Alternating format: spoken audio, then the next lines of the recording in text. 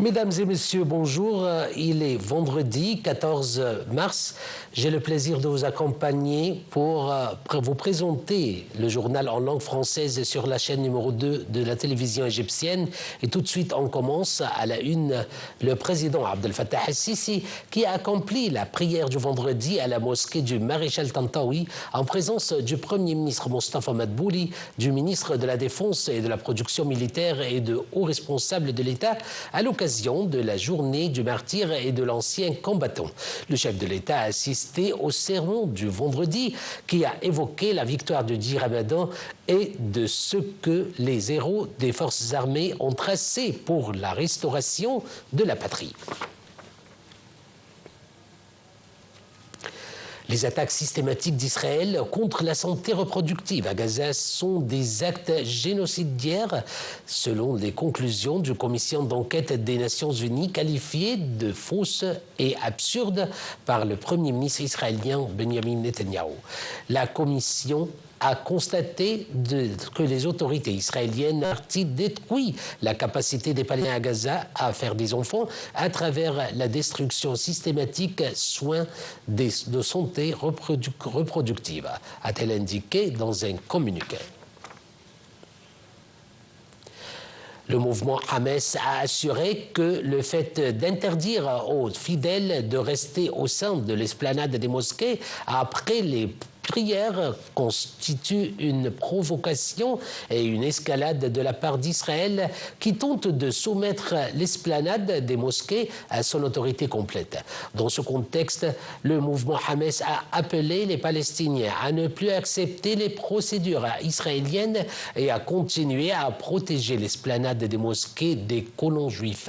Entre-temps, les forces de l'occupation ont imposé des grandes restrictions sur l'entrée à Jérusalem des Palestiniens en provenance de Cisjordanie en vue d'accomplir la prière du deuxième vendredi du mois sacré du Ramadan à l'esplanade des mosquées. Passons en Syrie où le président syrien par intérim, Ahmed al-Shara, a signé hier la déclaration constitutionnelle du pays qui sera appliquée pendant une période transitoire de 5 ans. C'est une nouvelle page de l'histoire de la Syrie où nous remplaçons l'injustice par la justice et la souffrance par la miséricorde. C'est ce qu'a déclaré M. Shara après la lecture de la déclaration constitutionnelle par un porte-parole du comité. La nouvelle déclaration constitutionnelle annoncé lors d'une conférence de presse au palais présidentiel à Damas, établit une séparation stricte des pouvoirs en Syrie, garantit la liberté d'expression et les droits politiques et économiques des femmes, selon le porte-parole du comité de rédaction. La déclaration garantit un large éventail de droits et de libertés, notamment la liberté d'opinion, d'expression de la presse, tout en garantissant aux femmes leurs droits sociaux, économiques et politiques. Toujours en Syrie, où Israël a dit hier avoir mené une frappe aérienne contre un bâtiment du djihad islamique palestinien à Damas. L'Observatoire syrien des droits de l'homme faisant état d'une frappe israélienne ayant fait un mort et l'agence de presse officielle syrienne Sana rapportant 3 civils blessés.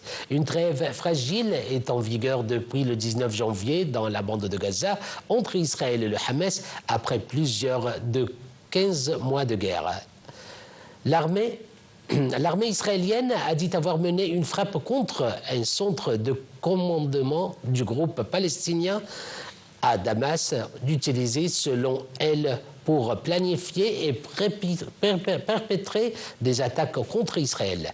Une source du groupe palestinien confirmait des morts et des blessés dans cette frappe aérienne sur un bâtiment appartenant au djihad dans le quartier de Doumar, dans le nord-ouest de Damas. Mesdames et messieurs, c'est la fin de notre journal. Je vous remercie pour votre suivi.